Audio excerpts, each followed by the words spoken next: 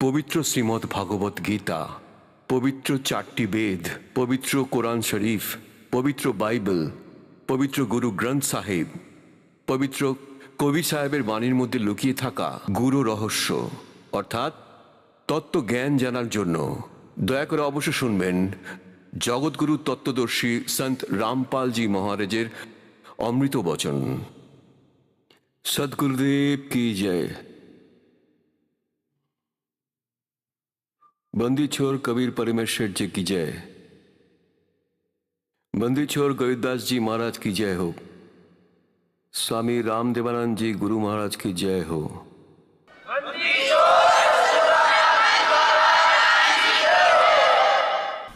गरीब नमो नमो सतपुरुष को नमस्कार गुरु की नहीं।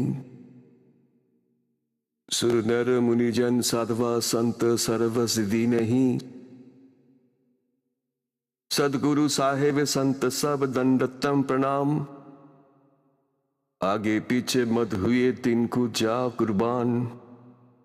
निराकार निर्विषम काल जाल भय भंजनम निर्लिपम निज निर्गुणम अकल अनूप बेसु नधुनम। सोहम सुरति समापतम सकल समाना निरति लय। उज्जवल हिरंबर हरदमम बेपरवा अथ है वार पार नहीं मत्थतम। गरीब जो सुमिरत सिद्ध हुई गणनायक गलताना। करो अनुग्रह सोई परस पद परवाना। आदि गणेश मनाऊ गणनायक देवन देवा। चरण कमल ले लाऊं आदि अंध करहूं सेवा। परम शक्ति संगीतम रिद्धि सिद्धि दाता सोई। अविगत गुणः अतीतम सतपुरुष निर्मोही। जगदम्बा जगदीशम मंगल रूप मुरारी। तन मन अर्पुम शीशम भक्ति मुक्ति भंडारी। सुर नर मुनि जन ध्यावे ब्रह्मा विष्णु महेशा। शेष सहस मुख गावे पूजे आदि गणेशा। इंद्र कुबेर सरीखा वरुण धर्म राय ध्यावे।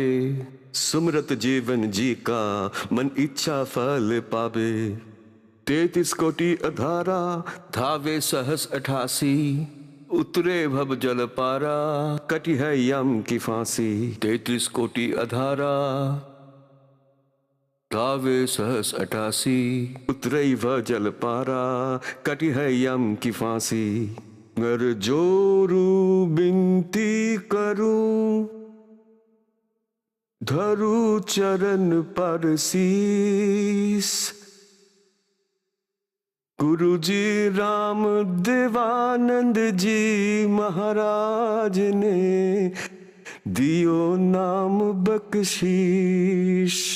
कोटि कोटि सिजदा करूं कोटि कोटि प्रणाम। चरण कमल में राखियों में बंदी जाम गुलाम। कुत्ता हूँ गुरुदेव का रामपाल दास का नाम। गले प्रेम की जेवरी जहां खींचो वहां जाऊं मैं।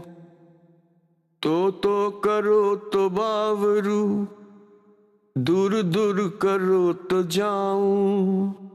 जो राखो तो ही रहूं जो देवो सो खाऊं। जय इब कै सतगुरु मिले सब दुख आंखों रोए।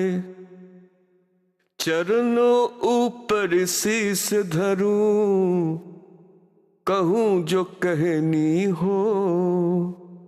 कबीर साईं मिलेंगे पूछेंगे कुशलात। आदि अंत की सब कहूं अपने दिल की बात। गुरु जी तुम ना भूलियो चाहे लाख लोक मिल जाए। हमसे तुमको बहुत है तुम जैसी हमको नहीं। तुमरे भी सारे क्या बने मैं किसकी शरण में जाऊं। शिवे वृंच मुनि नारदा, तिनके हृदय ना समाऊं। अवगुण किए तो बहुत किए, करते न मानी हार। मावे बंदा बख्श दियो, मावे करदन उतार। अवगुण मेरे बाप जी, बख्शो गरीब नवाज। जो मैं पूत कुपूत हूं, बहर पिता को लाज। मैं अपराधी जन्म का, नक्सिक करे बिकार। तुम दाता दुख भंजना, मेरी करो सुधार। सूरत करो मम साइया, हम है भव जल माही। आप पे ही बह जावेंगी जो, तुम ना पकड़ोगे बाह।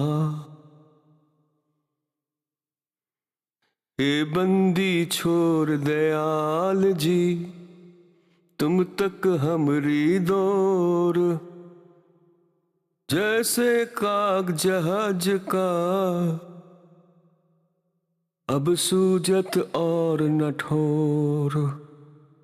परमपिता परमात्मा पूर्ण ब्रह्म, समग्र सृष्टि रचनाकार कबीर साहेब, कबीर परमेश्वर, अल्लाहु আকবর, परम अक्षर ब्रह्मेर असीम कृपाয় আপনারা সব পুণ্যাত্মাগণ নিজের পরম পিতাকে চিনে সতলোক আশ্রম বরবালা জেলা হিসারে উপস্থিত হয়েছেন। ধন্য আপনাদের মাতা পিতা জায়তিকাবেলে জন্ম হয়েছে, আর ধন্য আপনাদের পূর্ব সংস্কারকে, যার জন্য আপনারা ভগবানকে পেয়েছেন। এখন যদি আপনারা এই মার্গটাকে ঠিকভাবে গ্রহণ করে আজীবন কাটিয়ে দেন, আপনাদের অন্তিম মনুষ্য জীবন এটা সদা সুখী থাকবেন আর সৎলোকে চলে যাবেন, যেখানে কোনো মৃত্যু নেই, কোনো রোগ নেই, বৃদ্ধ অবস্থা নেই কিছু। সেখানে এমনই সৃষ্টি আছে যেটা এখানে আছে। এটা ডুপ্লিকেট, ওটা অরিজিনাল। আপনাদের ওখানে এরকমই পরিবার পাবেন, সর্বদা সুখী থাকবেন, বিমানে চলাফেরা করবেন।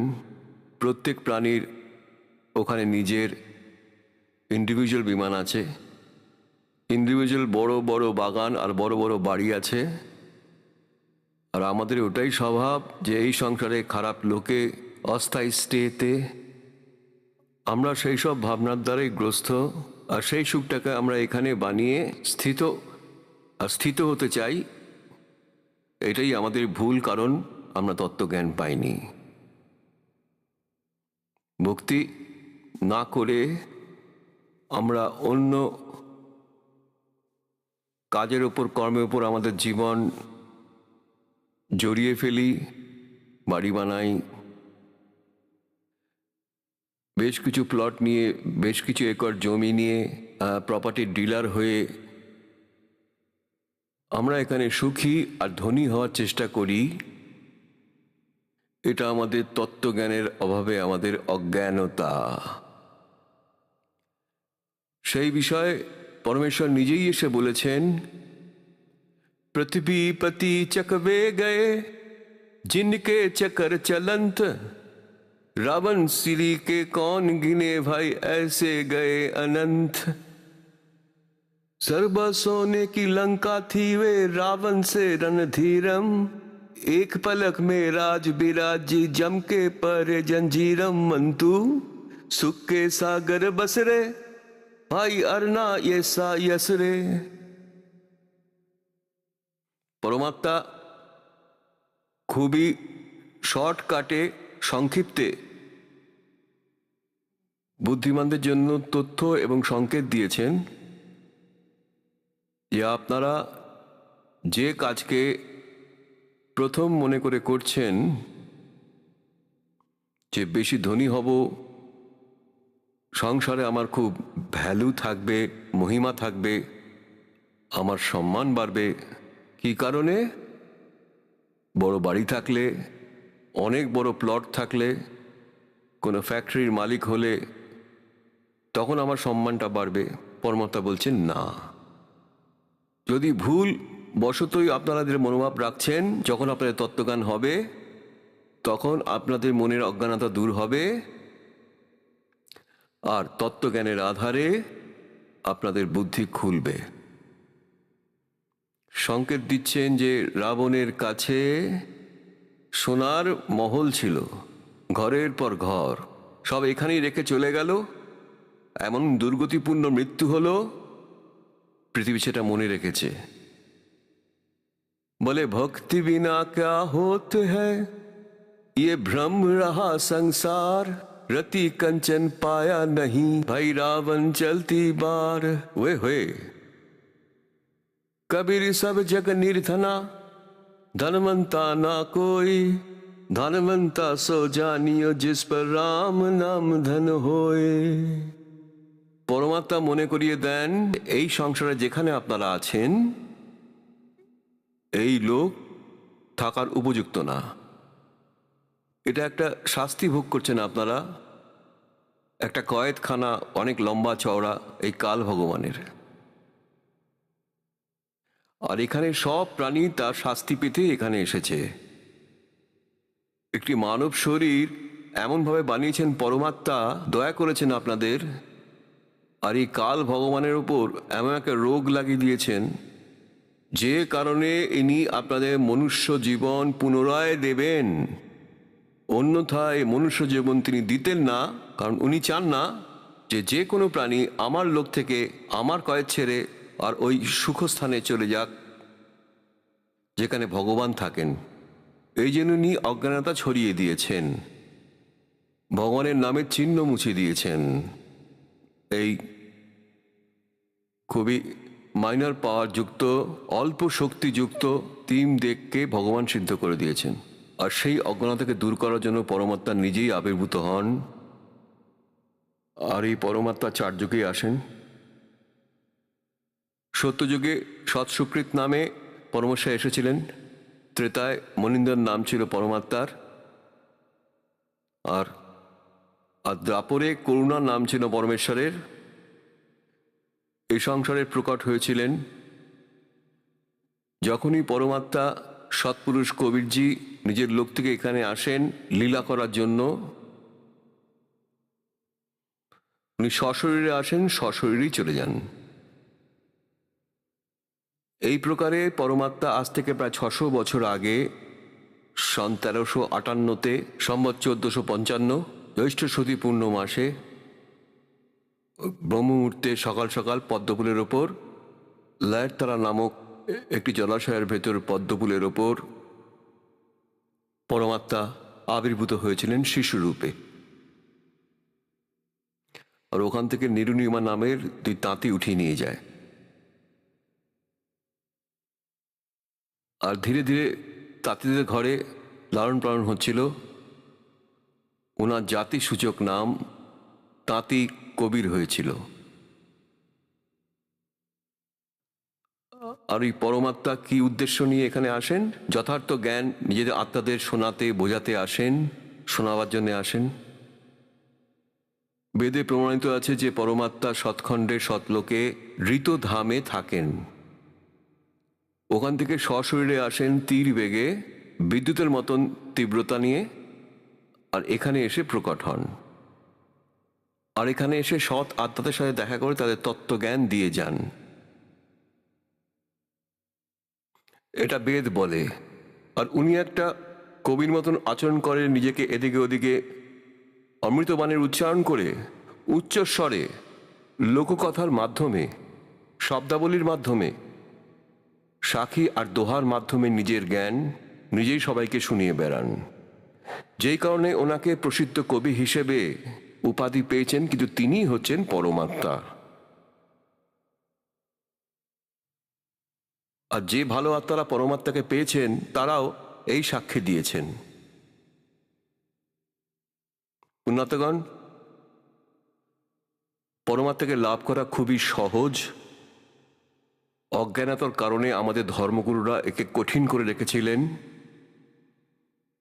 আমাদের সৎগ্রন্থ বলে সোজা মার্গ, একদম সিম্পল সাধারণ মার্গ আছে, রাস্তা আছে, সাধনা আছে। পরমাত্মার নাম জপ করতে হবে, নাম থেকেই মোক্ষ পাবেন। তার সহযোগী ক্রিয়া আছে, 5টা যজ্ঞ আছে, সেটাও আপনারা করতে থাকুন। এতটাই কাজ আছে আপনাদের ঘর গৃহস্থের মধ্যেই, যাকে যেরকম সেবা ডিউটি দিয়েছেন, ভগবান দিয়েছেন, সেগুলো করতে থাকুন আর আপনারা সফলতা পাবেনই। যখন আমরা ভীষণ দুঃখ পেয়ে থাকি ভক্তি না করে, আর যতক্ষণ আমরা সুখে থাকি ততক্ষণ আমাদের পুণ্য কাজ করে, আর যখন পুণ্য শেষ হয়ে যায় তখন আমরা দুঃখের পাহাড়ে চাপা পড়ে থাকি। তো সেই সময় কেউ রাজাই হোক না কেন, সে পরমাত্মার শরণ নেওয়ার চেষ্টা করে। সে জানে পরমাত্মা একজন পরম শক্তি আর তিনি দুঃখীকে সুখ দেন। আর আপনারা যদি আগে থেকেই ভগবানের চরণে স্থান নেন তাহলে তো দুঃখ থাকবেই না। যতক্ষণ না আমরা কবির পরমেশ্বর শরণে না আসছি ততক্ষণ আমরা সেই কর্মফলটাই ভোগ করে থাকি, মানে পূর্বজন্মের ভালো আর খারাপ ফলটাই আমরা পেয়ে থাকি। আর যখন আমরা পরমেশ্বর কবিরজির স্মরণে ওনার কৃপাধন্য সন্তের মাধ্যমে আসি তখন পাপ কর্ম আমাদের প্রভাবিত করতে পারে না, আমরা শুধু পুণ্য ফলই পাই। আর কর্মফলের মধ্যে যদি কোনো বাজে কর্ম আমাদের হানি করার চেষ্টা করে থাকে সেটাও পরমাত্মা শেষ করে দেন। সেই জন্যই আমরা ভগবানকে খুঁজে থাকি, সেই জন্যই আমরা ভগবানকে খোঁজার চেষ্টা করি যাতে আমাদের কোনো কষ্ট না পাই। কিন্তু ভক্তিও করছি আর কষ্টটা যেমন তেমনই রয়ে গেছে। হয় এর ভক্তিটা ঠিক নয়, ওই ভগবান পূর্ণ না, অথবা আপনাদের ভক্তিতে কোনো রকম ত্রুটি আছে। এই 3টে কারণেতেই আমরা দুঃখ পেয়ে থাকি। এটা বলার অর্থ হলো এই যে পরমাত্মা স্বয়ং এসে জ্ঞান দিয়ে থাকেন। আর আপনাদের সৌভাগ্য হচ্ছে আপনারা প্রথমেই মালিকের শরণে এসে গেছেন। যখন আমরা পরমাত্মার শরণে এসে যাই তখন ঘরের কাজে আগের থেকে অনেক উন্নতি হবে, কারণ আমরা দুঃখী হয়ে ভগবানের কাছে সুখ খুঁজতে যাই, তারপর আমরা সুখেই থাকি বা দুঃখেই থাকি। কিন্তু এখন তো আর দুঃখ থাকবেই না। আর যদি থেকেও থাকে কিছু কর্ম, কঠিন হলেও হালকা করে কাটিয়ে দেবেন পরমাত্মার গুণে, এরকমই লেখা আছে। আর সেটা আপনারা এখানে পাবেনও। তাই এই জন্য বলা হয়েছে যে दुख में सुमिरन सब करे, सुख में करे ना कोई, जय सुख में सुमिरन करे तो दुख कहे को होए। भाई सुख में सुमिरन किया नहीं फिर दुख में करते याद, कहे कबीर ता दास की अब कौन सुने फरियाद। এবার দাস বলবেন পরমেশ্বরের মহিমার কথা। যেরকম ভগবান শ্রীকৃষ্ণ লীলা করেছিলেন, মোর ধৈর্যের পুত্র তামর ধ্বজকে করাত দিয়ে কেটে কেটে আবার জোড়া লাগিয়ে দিয়েছিলেন, তো সেরকম লীলাও ভগবান করেছিলেন। উদাহরণ দিচ্ছি, এক মণিহারি ছিলেন। মণিহার জানো কাকে বলে? যে চুড়ি পরায়, গায়ে মা বোনদের চুড়ি পরাতো মণিহার আর মণিহারি তার স্ত্রী। এই দুজন মণিহার আর মণিহারি কাজ করত পতিপত্নী, সম্বন্ধ আর নেকি। নেকি পত্নীর নাম ছিল আর সম্বন্ধ সেই ভক্তের নাম ছিল। আর তারা পরমাত্মার শিষ্য ছিল। ওদের একটা পুত্র ছিল যার নাম ছিল শিব। অপভ্রংশ করে তাকে সেউ ডাকা হতো, সেউ। আর সেহু নামেই ও বেশি পরিচিত ছিল। সেই ছেলেটা ছোট ছিল, 10-12 বছরের। সবাই পরমাত্মার ভক্তি করত। সম্বন্ধ আর নেকি যেখানেই যেত সেখানে চুরি পরাতো, মেয়েরা সব জোট বাঁধত তাদের। ওরা দুজন নিজেদের গুরুর মহিমার কথা জানাতো, বলতো আমাদের গুরুদেব স্বয়ং পরমাত্মা এসেছেন, উনি এরকম এরকম লীলা করেছেন যে সিকান্দার লোধি রাজার জলাপোড়া রোগ ছিল, তিনি একদমই সুস্থ হচ্ছিলেন না। সব কাজী মোল্লা আর পীরেরা সবাই যন্ত্রমন্ত্র দিয়ে চেষ্টা করলো, ভারতবর্ষের সুপ্রসিদ্ধ বৈদ্যরা ওষুধ দিয়ে চেষ্টা করেছিলেন সারাবার। হিন্দু ধর্মের ঋষি মহর্ষি সাধু সন্তের কাছ থেকে ওরা প্রার্থনা করেছিলেন, আশীর্বাদও পেয়েছিলেন। আর আমাদের গুরুদেবজি আশীর্বাদের মাধ্যমে সিকান্দার লোধি রাজা দিল্লির বাদশার জ্বালাপড়া রোগ সারিয়ে দিয়েছিলেন, ওনাকে সুস্থ করে দিয়েছিলেন, ওনার রোগ সারিয়ে দিয়েছিলেন। আর সিকান্দার লোধি তখন, এবার একটু কথা এর সম্বন্ধেও বলি, সিকান্দার লোধির জ্বালাপড়ার রোগ ছিল, এত ভয়ঙ্কর রোগ ছিল উনি সব জায়গায় চিকিৎসা করিয়েও ফেল হয়ে গেছিলেন, শেষ নিঃশ্বাস ত্যাগ করার অপেক্ষায় ছিলেন। মুসলমান তো পরের জীবন মানে না, হিন্দুদের সন্ত আর ঋষিওরা তাকে বলে দিয়েছিলেন যে মহারাজ এটা আপনার পূর্বজন্মের কর্মফল, পাপ আছে, এটা তো আপনাকে ভুগতেই হবে, এটা আপনার ভাগ্যে লেখা আছে। আর ওনার কোনো উপায় ছিল না, শেষ অবধি ওই রোগ নিয়ে বেঁচে ছিলেন, না কিছু খাচ্ছিলেন না কিছু পান করছিলেন। কেউ ওনাকে এসে একটা খবর দিল যে বেনারসে একজন সন্ত আছেন আর তার নাম কবির, আর তাঁতির ঘরে ওনার জন্ম হয়েছে। ওনার জন্ম ব্যাপারটা মানতেন, যদিও মালিকের জন্ম হয়নি। যদি উনি দয়া করেন আপনার রোগ সম্পূর্ণ সেরে যাবে। মালিকের এত মহিমা ছড়িয়ে পড়েছিল, বলে বাঁচার জন্য মানুষ কি না করে। উনিও বলেন চলো একবার শেষ চেষ্টা করে দেখি।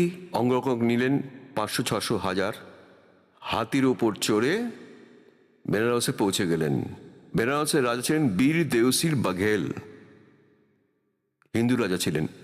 আর উনিও পরমেশ্বর কবিরজির শিষ্য হয়ে গিয়েছিলেন ওনার পাওয়ার, শক্তি আর চমৎকার দেখে। যখন সিকান্দার লোধি ওখানে পৌঁছলেন, রাজা কাছে জানতে চাইলেন এখানে কোনো কাশিতে কবির নামে কোনো তাঁতির ঘরে কোনো সন্ত আছে? আর আমি খুব কষ্ট পাচ্ছি বীর সিং, আমি কিছুতে সুস্থ হতে পারছি না, অন্তিম নিঃশ্বাসের অপেক্ষায় আছি। এমন একজন আছেন, আপনি কি চেনেন তাকে? না জানলে এক্ষুনি খোঁজ নিন আর তাকে নিয়ে আসুন। কারণ বীর দেউসিং বাঘেল মালিকের জ্ঞান থেকে আর শক্তির ব্যাপারটা জানতো। আর ওদিকে দিল্লির সম্রাট, আরও একটা ছোট্ট রাজা নরেশ, একটা ছোট্ট অঞ্চলের, ও সম্রাটের সামনে নো বলতে পারেননি, ইয়েস বলতে হয়েছে তাকে। তুমি তখন বিনীতভাবে বললেন যে মহারাজ আপনার যা হুকুম তাই হবে, কিন্তু ওই সন খুব পরম সন, আমি তাকে খুব ভালোভাবে জানি, আর উনি আশীর্বাদ করলে আপনি রোগ থেকে চিরমুক্তি পাবেন। তো বললেন শিগগিরই ডেকে আনো, দেরি করো না। আর আমি প্রত্যেকটা নিঃশ্বাস গুনে চলেছি, খুব শারীরিক কষ্টে আছি আমি, মনে হচ্ছে সারা শরীরে আগুন জ্বলছে।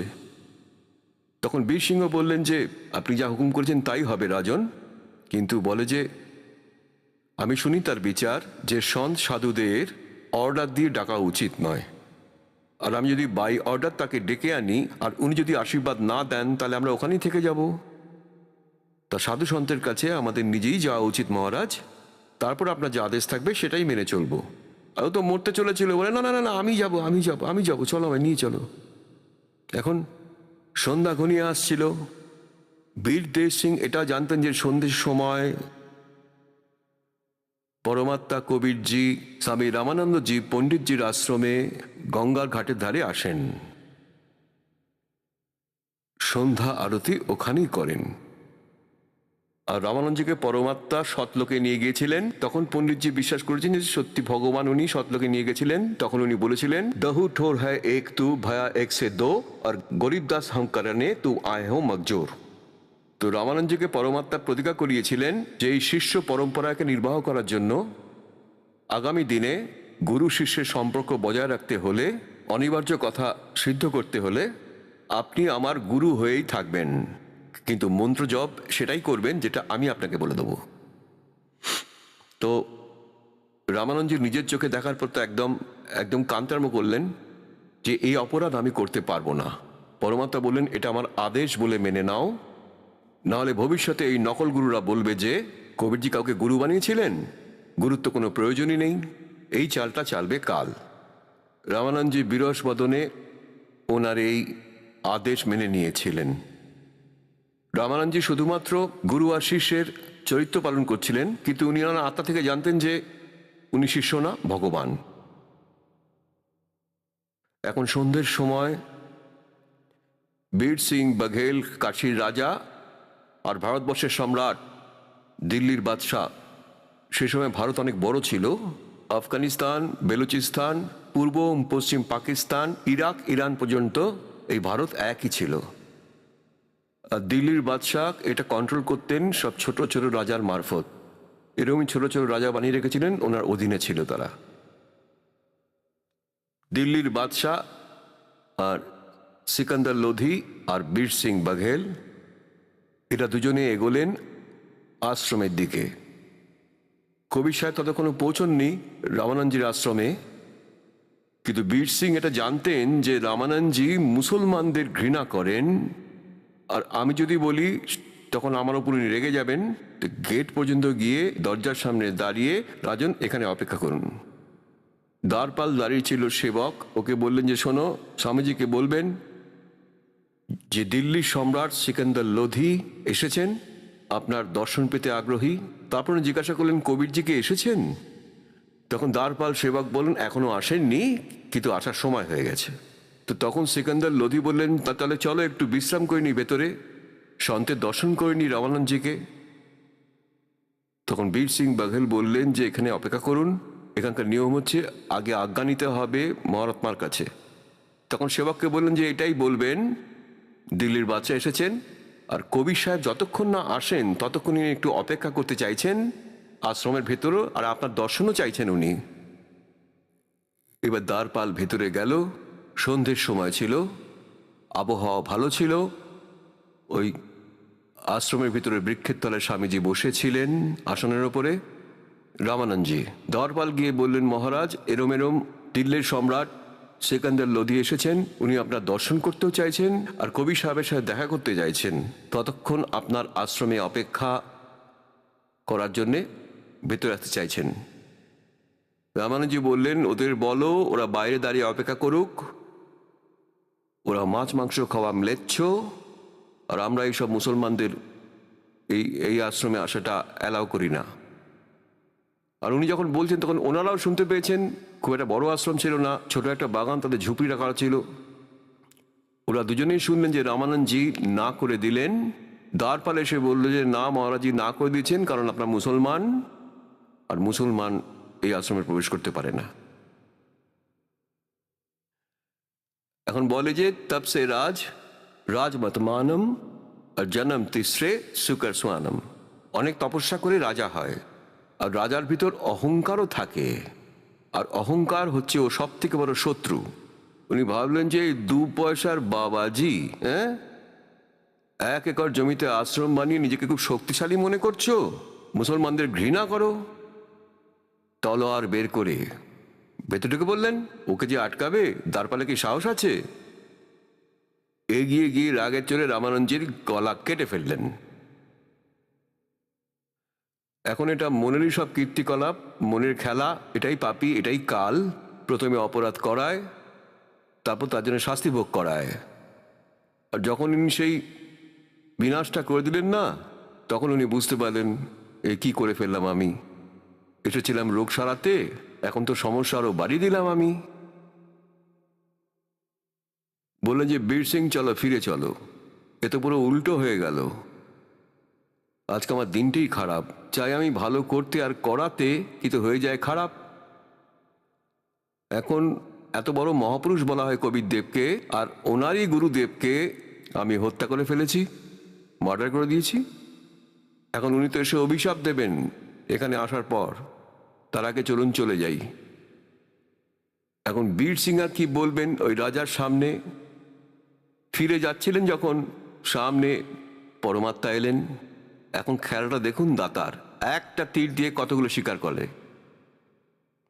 রামানন্দজিকেও এমন শিক্ষা দেওয়ার ছিল। এতদিন উনি হিন্দু মুসলমানকে আলাদা আলাদা ভেবে ঘৃণা করতেন। যতক্ষণ আমাদের মধ্যে এই রাগ বিদ্বেষ ঘৃণা আছে, আমরা মুক্তি লাভ করতে পারবো না, ভক্তিও তখন ফেল করে যায়। ওদিকে রাজাকে সুস্থ করে কল্যাণ করার কথা ছিল।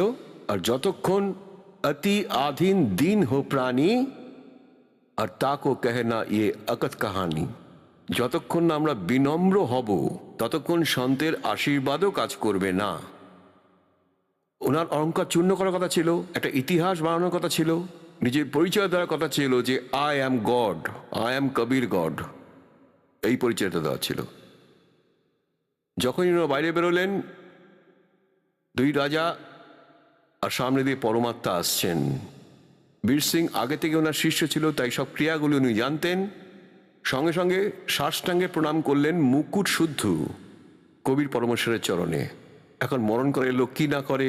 সিকান্দার লোদি ভাবল, ইনি ওই সন্ত, আমার আর কোনো উপায় নেই, ওনার পা জড়িয়ে ধরি, ওনার সামনে মাথা নত করি। আর সঙ্গে সঙ্গে উনিও মুকুট সমেত চরণে, দুজনেই চরণে সাষ্টাঙ্গে প্রণাম করলেন।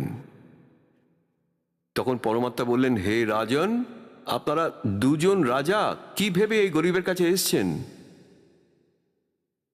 আর এইভাবে দুজনের মাথায় হাত রাখলেন, যে বললেন যে উঠে দাঁড়াও বাবা। আর যেই সিকান্দার লোদির মাথার উপর উনি হাত রাখলেন, ওনার জ্বালা পোড়ার রোগ সঙ্গে সঙ্গে অদৃশ্য হয়ে গেল। কুইন্টাল টন ওজন কমে গেল ওনার। বলো সদ্গুরুদেব কবির ভগবান কি জয়।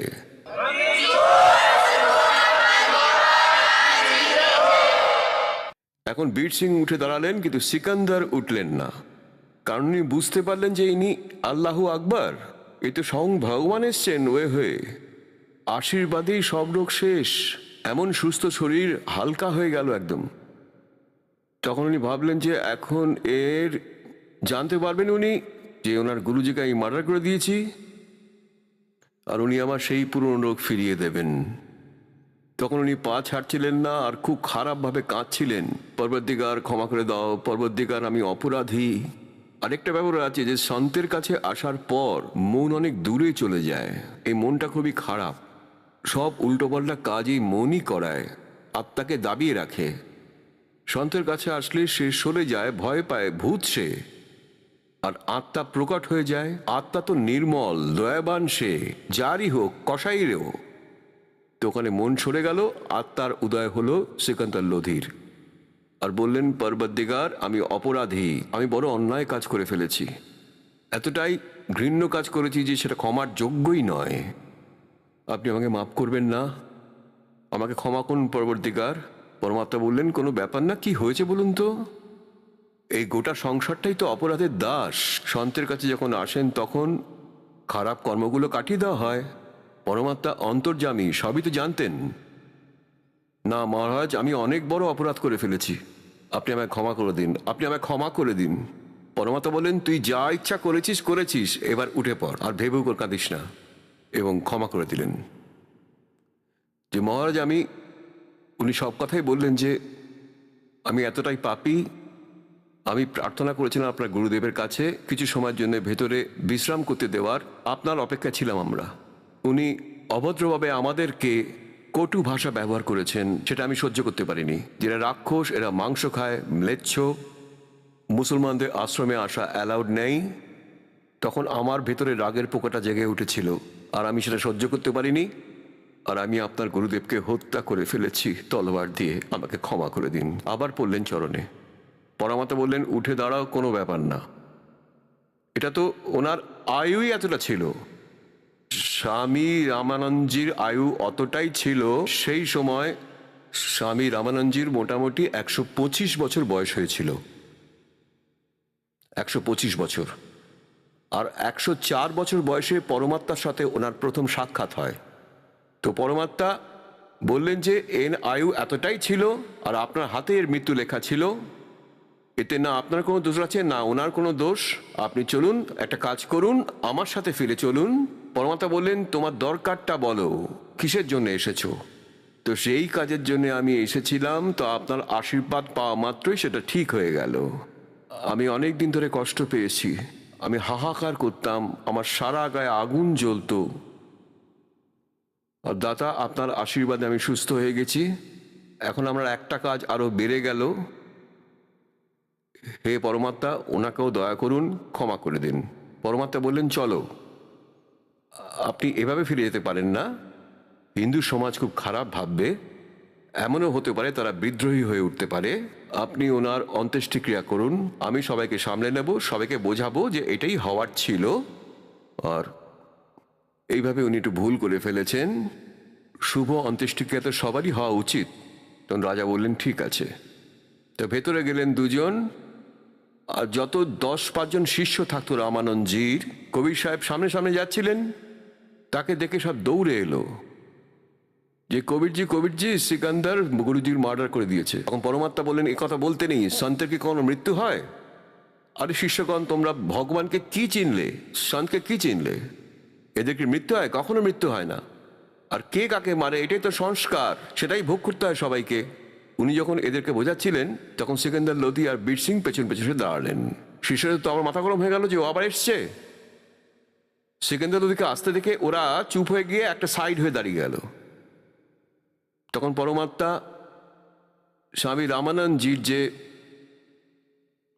দুটো ভাগ হয়ে গেছিল, গলার থেকে মাথা আলাদা আর ধড়টা আলাদা, দূরে দূরে আর কাপড় চাপা দিয়ে রাখা হয়েছিল, ওখানে রক্ত ছড়িয়ে ছিল ওখানে। এখন পরমাত্মা কবির সাহেব সাষ্টাঙ্গে প্রণাম করলেন পায়ের দিকে ওই স্বামী রামানন্দজির মৃত শরীরে, আর চরণ ধরে বললেন গুরুদেব উঠুন, সন্ধ্যা আরতির সময় হয়ে গেছে। আর উঠে দেখুন দিল্লির বাদশাহ আর কাশীর নরেশ এসেছে আপনাকে দেখতে। এইটুকু উনি বলেছেন, আর ওই মাথাটা দূর থেকে উঠে এসে রামানন্দজির গলায় বসে গেল, আর কোনো চিহ্নই ছিল না, আর জীবিত হয়ে গেলেন। বলো সদ্গুরু কবির ভগবানের জয়।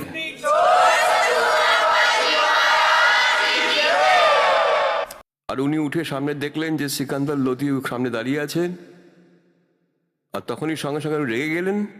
আর সেই সময় পরমাত্মা বললেন যে হে স্বামীজি, আপনি লীলা করছিলেন যে আপনাকে কে মারতে পারে। এই সময় ওরা নিচে চোখ গেল আর বললেন যে আমি তো মরে গেছিলাম। তারপর আর এই আমার শরীর থেকে গলা কেটে যাওয়ার পর ওনার শরীর থেকে দুটো ধারা বেরিয়েছিল, একটা রক্তের আর একটা দুধের। শরীর থেকে শুধুমাত্র ব্লাড বেরোনোই উচিত ছিল।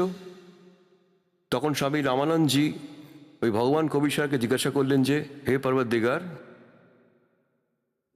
এই সন্দেহ নিবারণ করুন যে এই যে দুধ আর রক্ত এটা কিভাবে সম্ভব হলো? এখানে সব রক্তই হওয়া উচিত ছিল, কিন্তু দুধ কেন? তখন পরমাত্মা বললেন যে স্বামীজি, প্রথমে আপনি শুধু ব্রাহ্মণদেরই উত্তম মানতেন, অন্য জাতিদের আপনি শিষ্য বলে মেনে নিতে চাইতেন না। সেটা আপনার একটা দুর্বলতা ছিল। এটা তো আপনি দয়া করেছেন সমগ্র হিন্দু সমাজের ওপর, যে সবাইকে দীক্ষা দিতে শুরু করলেন। আর এখনও আপনার ওপর দুর্বলতা রয়ে গেছে যে আপনি মুসলমানদের ঘৃণা করেন, আর যতক্ষণ ঘৃণা অবশিষ্ট থাকবে মোক্ষ লাভ হবে না। এই জন্যে আপনার শরীরে 50% পিওরনেস আছে, পিউরিটি আছে, অর্ধেক শুদ্ধ হয়েছেন। আর যেদিন আপনি সমস্ত মানব জাতিকে এক মনে করবেন, সেই দিন থেকেই আপনি মোক্ষের অধিকারী হয়ে থাকবেন। সেই জন্যই আপনি এখন অসম্পূর্ণদাতা। রামানন্দ উঠে দাঁড়ালেন, আর পরমাত্মা 1 ঘন্টা ধরে প্রবচন করেছিলেন হিন্দু আর মুসলমান আলাদা নয়, পৃথক করলে নরকে যাবেন। একই ভগবানের সন্তান তোমরা, সবাই এক ঘর থেকেই আসো, আর নিজেরাই এখানে আলাদা আলাদা জাতি আর ধর্ম বানিয়ে ভ্রমিত হয়ে যাও। হিন্দু বা মুসলমান পরমাত্মার সন্তান, সে ঈশাই হোক আর শিখ হোক। শিখ তো তখন অব্দি ছিল না। তখন রামানন্দ দাঁড়িয়ে দাঁড়িয়ে কাঁদতে আরম্ভ করলেন, আর সিকান্দার লোধিকে বুকে জড়িয়ে ধরলেন যে বাবা, আমার ভুল হয়ে গেছে, আমাকে ক্ষমা করে দাও, আমি খুব নিষ্কর্মা ছিলাম, আমার চোখ খুলে গেছে। এরপর থেকে রামানন্দজি কোনো জীবের প্রতি ঘৃণা করতেন না। তারপর সিকান্দার লোধি বললেন, ভগবান, এত ভালো বিচার আপনার, আর এরকম মহাপুরুষ, ওনার তো আগে থেকেই বিশ্বাস হয়ে গেছিল যে ইনি আল্লাহু আকবর। নিজের হাতে আমি কাটলাম, মানুষটাকে সামনে জীবিত করে দিল, আর অ্যাজ ইট ইজ বসে আছেন। আর এরকম ভয়ঙ্কর রোগ যেটা আজ পর্যন্ত মুসলমানের কোনো কাজী মোল্লা আর কাউর থেকে ঠিক হয়নি, না হিন্দু ধর্মের কোনো বৈদ্য আর যন্ত্রমন্ত্র করার কোনো ঋষির থেকে ঠিক হয়নি, এই মহাপুরুষ একদম ধরেই ঠিক করে দিলেন এই পরমাত্মাই আবার আমার সামনে জীবিত করে দিল হয়ে হয়ে। তিনি বললেন, পর্বতদিগার, একবার দিল্লি চলুন, আপনি দিল্লি চলুন দাতা, ওখানে তো আগুন জ্বলছে, হিন্দু মুসলমানের মধ্যে এমন ঝগড়া হচ্ছে যে আপনার বিচার যদি তারা শোনে, হতে পারে সবাই তাদের ভুলটা বুঝতে পারবে। পরমাত্মা বললেন, আমি তো এমনিতে যেতে পারি না, যদি কেউ আমার দীক্ষা নেন তবেই যাব। আমার শিষ্য হলেই যাই আমি, নইলে আমি এমনি টেমনি যাই না। তো সিকান্দার লোধি বললেন যে কি করতে হবে আমাকে শিষ্য হওয়ার জন্য? আপনাকে এটাই করতে হবে যে মাংস আপনি খেতে পারবেন না, ছুঁতেও পারবেন না, আর কাউকে ভুলভাবে শাস্তি দেবেন না, ন্যায় করবেন, কাউকে কষ্ট দেবেন না। তো উনি বললেন, ঠিক আছে, মাংস খাবো না, আর তোমার রাজ্যে কোনো প্রকারের জীব হিংসা যেন না থাকে। তাহলে এখানে তিনি ব্যবস্থাটা জাহির করেন যে ভগবান, আপনি তো সর্বজ্ঞানী, আমি মাংস খাবো না, কিন্তু জীব হিংসার ওপর প্রতিবন্ধকতা আমি করতে পারবো না, কারণ ওখানে মুসলমান সম্প্রদায় অনেক বেশি, আপনি তো সর্বজ্ঞ। তো পরমাত্মা এখানে একটা কন্ডিশন লুজ করলেন যে ঠিক আছে, তুমি মাংস খাবে না, আর কোনো খারাপ কাজ করবে না, বিড়ি মদ তামাকু হুক্কাও খাবে না তুমি। মুসলমানরা হুক্কা খেতে খুব ভালোবাসে, যখন সবাই খেত তখন সেও খেত, তখন বললেন না, খাবো না, আমি সবই মেনে নিচ্ছি। আর পরমাত্মা ওকে নিজের শিষ্য বানালেন। তো পুণ্যতগণ, ওদিক দিয়ে কি হলো? কবির সাহেবের পিছনে সব কাশির সব লোক পিছনে এলো, আর সেই দিনই এই সিকান্দার লোধি দিল্লির বাদশাও কাশী বেনারসে গিয়েছিলেন। আর পরমাত্মা জেনে বুঝেই কথাটা তুলেছিলেন যাতে ওনার পরম পাওয়ারটা থাকে এখানে, পুরোপুরি সুপ্রিম পাওয়ারটা যেন থাকে। এখন সমস্ত কাশীর মোল্লা, কাজী, হিন্দু সব একজোট হয়ে সিকান্দার লোধির কাছে পৌঁছলো, যেখানে উনি রেস্ট হাউসে বিশ্রাম নিচ্ছিলেন বীর সিংয়ের কাছে। বীর দেবসিং বাঘেল ওখানকার রাজা ছিল। ওরা সবাই একসাথে বলল যে ভগবান, আমায় তো বাড়ি থেকে বেরোনোটাই কষ্টের হয়ে গেল, জনসমক্ষে বেশ্যাবৃত্তি শুরু হয়ে গেছে আপনার রাজ্যে, আর এরকম এরকম হাতির পিঠে বসে মদ খেতে খেতে সব জায়গায় ঘুরে বেড়াচ্ছে তাঁতির ছেলে কবির। এখন দেখুন সিকান্দার লোধির অবস্থা, ওনার রোগ দূর করলেন, এত খারাপ অবস্থা ছিল, হাহাকার করছিলেন, আর ওনার সামনে এত চমৎকার করে দেখালেন, আর তবুও জনতার ভয়ে উনি হরকে গেলেন। আরে আমার তো রাজ্যপাট উঠে যাবে। এখন ভাবলেন যে এমনটা যেন না হয় যে সমস্ত জনতার বিরুদ্ধে গেল। তখন সিকান্দার লোধি বললেন, নিয়ে এসো ধরে ওকে। কে ও? এবার নিয়ে গেছে ধরে। সিকান্দার লোধি জনতাকে দেখাবার জন্য যে আমি নিজের হাতে হাত করা পরালেন, আর পায়ে বেড়ি, আর গলায় একটা লোহার বড় চেন তালা দিয়ে বন্ধ করে দিলেন। আর সবাই বললেন যে গঙ্গায় ছুঁড়ে ফেলে ডুবিয়ে মারো। গোটা গোটা কাশীর লোক, রাজা সিকান্দার সবাই চলে গেলেন। জনতার সামনে রাজা কোনো কথাই খাটল না। ওই কাজী, মোল্লা আর হিন্দুদের সব ধর্মগুরুরা সবাই জানতে পারলো যে শত্রুর নিধন হবে, কারণ পরমাত্মা সবার বিজনেস বন্ধ করে দিয়েছিলেন জ্ঞানের দ্বারা, যে তোমরা বাজে কথা বলছো, মিসগাইড করছো, যে সাধনা তোমরা করছো এবং করাচ্ছ তাদের স্বর্গের থেকে নরকে যাবে তোমরা। তো দুটো ধর্মের গুরুরা ওই পরমাত্মা বিরোধী ছিলই, তারা একটা সুযোগ পেয়ে গেল, আর সবাই একজোট হয়ে বলল যে একে ডুবিয়ে মারা হোক। এবার নৌকাতে বসিয়ে, আর ওদের বললো যে 2-5-10টা পালোয়ান সঙ্গে পাঠিয়েছিল যে ওকে গঙ্গার মাঝখানে ফেলে দাও, ওকে ধরে এইভাবে। আর ওরা গিয়ে পরমাত্মাকে মাঝ দরিয়ায় ডুবিয়ে দিল। পরমাত্মা জলের উপর এমনভাবে বসেছিলেন যেন স্থলের উপর বসে আছেন, হাতকড়া আর বেরি সব খুলে পড়ে গেল। বলো সদ্গুরুদেব, কবির ভগবান কি জয় হো।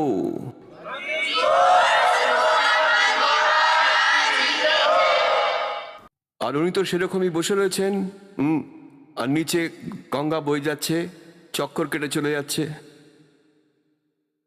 এখন ওই নৌকাকে দেখে নিল, তুমি তীরে চলে এসো। তারপর শুরু হলো ওকে পাথর মারা, ওনাকে খুব পাথর ছোড়া হলো। আর পাথর কি করে যাবে এত সেন্টারে? তারপর বললো ওকে গুলি মারো, রাজার আদেশ। সবাই বললো যে ওকে গুলি করে মেরে ফেলতে হবে। এবার রাজা ভয় পেয়ে গেলেন যে ঠিক আছে গুলি মারো। গুলি মারলো, তীর মারলো, একটা লাগলো না, কিছু নিচে পড়ে গেল, কিছু উপরে চলে গেল, কিছু পাত দিয়ে বেরিয়ে গেল। তখন বলল যে এতে তো হচ্ছে না, তোপ নিয়ে এসো, তোপ। তোপের গোলা 12 ঘন্টা ধরে মালিকের উপর মারা হলো, তাও আমাদের অজ্ঞানতা দূর হলো না। আহা, 4 প্রহর 12 ঘন্টা তোপের গোলা দাগা হলো। ওটা কোথাও গিয়ে গঙ্গার ওপর দিয়ে অন্য সরোবরে পড়লো, কয়েকটা নিষ্ক্রিয় হয়ে ওখানেই পড়লো। তবুও তোমরা বুঝতে পারলে না মূর্খরা? তোপের গোলা, তোদের মাথা কি খারাপ হয়ে গেছে? একটা তো লাগলো না, তাও তোমাদের চোখ খুললো না যে কবির ইজ গড।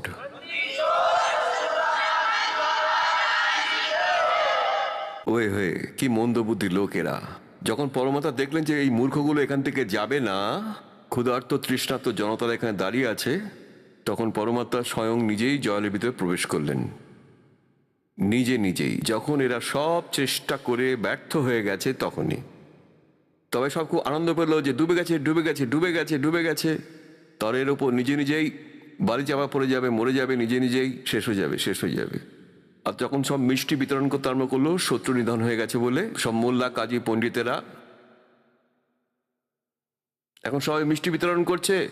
আর তারপর গিয়ে, কারণ রবিদাসজি বলতেন যে তোমরা বুঝতে পারছো না ব্রাহ্মণরা, ইনি ভগবান। তখন তারা ভাবলো চলো রবিদাসকে জিজ্ঞাসা করে, কোথায় গেল তোর ভগবান এখন? সে তো ডুবে গেছে গঙ্গাতে। রবিদাসের ঝুপড়িতে গেল সবাই ঢাক ঢোল বাজাতে মিষ্টি বিতরণ করতে। তা একজন গিয়ে বললো যে কোথায় আছে তোর ভগবান? ও ডুবে গেছে গঙ্গাতে। রবিদাসজি বললেন, ওই যে বসে আছে দেখো, এসো দেখো, ওই যে বসে আছে। বলো ওই কবির ভগবানের জয় হোক।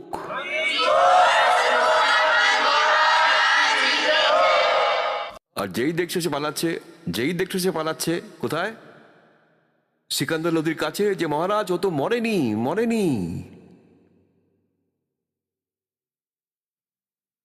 তাহলে আমরা কি করে এখন মারবো ভাই? জের গলায় পাথর বেঁধে দাও, ভারী সব মোটা পাথর বুকে বেঁধে দাও। আর পরমাত্মাকে আবার গঙ্গায় ফেলে দেওয়া হলো। ওই পাথরগুলো ভেঙে নিচে পড়ে গেল আর ভগবান উপরে বসে রইলেন। তারপর ওরা ভাবলো যে এতেও তো মরল না। তখন ওরা প্রার্থনা করলো যে কবির দেব আপনি চলে আসুন, বাইরে চলে আসুন। তো চলে এলাম বাইরে। তারপর আর স্কিম করলো যে খুনি হাতি হয় না একরকম, যে মানুষকে মেরে ফেলে পিষে ফেলে, ওকে এই খুনি হাতি দিয়ে মারা হবে। ওখানে এমন একটা স্থান বানানো হয়েছিল যে রাজা বসলেন একটা উচ্চ মাচায়, যেরকম একটা স্টেডিয়ামে উঁচু স্থানে সবাই বসে থাকে, শেষের যে উঁচু মাচাটা আছে, আর গ্রাউন্ডে খেলা হতে থাকে। তা রাজা বসেছিলেন নিজের মন্ত্রীদের সাথে ওপরে বানানো স্টেজের ওপর। আর গ্রাউন্ডের ভেতর যারা খুব খারাপ, যে বেশি অপরাধ করতো, তাদের খুনি হাতি দিয়ে সবাইকে ডাকা হতো দেখতে, আশেপাশের নগরবাসীদের, যাতে তারা ভয় পায় আর সামনে দেখবে অপরাধীকে কিরকম দণ্ডিত করা হয়। তো সবাই একজন হলেন, তাই তো আসতে হতোই। আর মাঝখানে পরমাত্মাকে বেঁধে, শক্ত করে বেঁধে, হাত পা বেঁধে ফেলে দিল, গ্রাউন্ডে ফেলে দিল। আর হাতির মাহুতকে বলল যে এই হাতি দিয়ে কে পিষে ফেল। হাতিকে মদ খাইয়ে দেওয়া হলো, মাতাল করে দেওয়া হলো। আর মাহুত হাতির ওপর বসে পরমাত্মার দিকে এগিয়ে যেতে থাকলো। তখন একটু দূরে হাতিটা দাঁড়িয়েছিল, পরমাত্মা সিংহের রূপ ধারণ করলেন। সিংহকে দেখে হাতি এবারে চেঁচিয়ে উঠল। হাতি পায়খানা করতে করতে মাথা দুলিয়ে পালাতে লাগলো। আর মাহুত মারতে থাকলো ওই কুনি দিয়ে। ভাবলো এবার আমার চাকরি গেল। যখন ওটা আবার যেরকম হাতি সিংহটাকে দেখতে পাচ্ছে, পরমাত্মা ভাবলেন যে এই প্রাণীটাকে মাহুত বড়ই কষ্ট দিচ্ছে।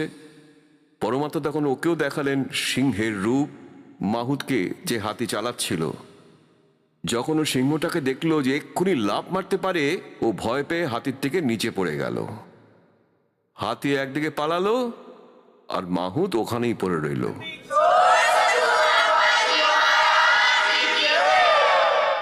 এবার পরমাত্মা নিজে ভাবলেন যে এই পালোয়ানকে শাস্তি দেবে ওই মূর্খ সিকান্দার লোধি, ওই গরিব লোকটাকেও মেরে ফেলবে।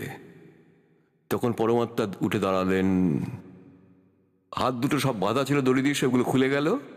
পরমাত্মার নির্বন্ধ, তাকে কেউ বাঁধতে পারে? দাঁড়িয়ে পড়লেন। সিকান্দার লোধি ওনাকে দেখলেন যেন ওনার মাথাটা মেঘে স্পর্শ করছে ভগবানের, আর ওনার শরীর থেকে দীপ্তি বেরোচ্ছে। সেই দেখে একেবারে সিকান্দার লোধি কাঁপতে থাকলো ভয়ে, ঠক ঠক করে কাঁপতে থাকলেন। ওই মাচার ওপর থেকে, ওই স্টেজের ওপর থেকে কাঁপতে কাঁপতে নিচে নেমে এসে সাষ্টাঙ্গে প্রণাম করলেন ওনাকে মুকুট সহ। বলো সদ্গুরুদেব কবির ভগবান কি জয় হো।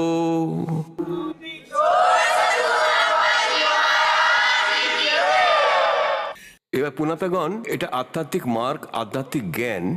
আপনারা এখানে বিচলিত হয়ে যান যে দ্রৌপদীর তো কোনো গুরু ছিল না, উনি গুরু ধারণ করেননি, কিন্তু তিনি দানও করলেন। আর এখানে গুরুদেব বলছেন যে গুরুবিন মালা ফেরতে গুরুবিন দেতে দান, দুটোই ব্যর্থ হয়।